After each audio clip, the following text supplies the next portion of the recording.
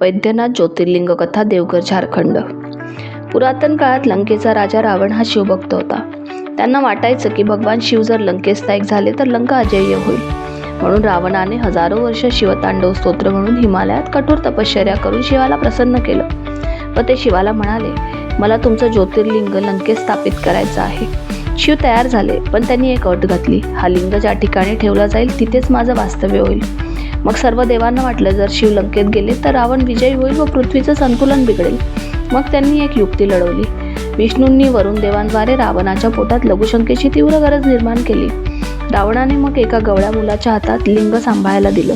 रावण लघुशंकेवरून परत आले तोवर त्या गवळ्याने लिंग जमिनीवर ठेवलं होतं. रावणाने खूप प्रयत्न करूनही ते लिंग हललं नाही. रावण परत गेले, पण भगवान शिव तिथेच वैद्यनाथ ज्योतिर्लिंग रूपात राहिले. या कथेतून आपल्याला शिकवण मिळते की फक्त भक्ती असून उपयोग नाही, तुमचा हेतू शुद्ध आणि पवित्र असावा लागतो.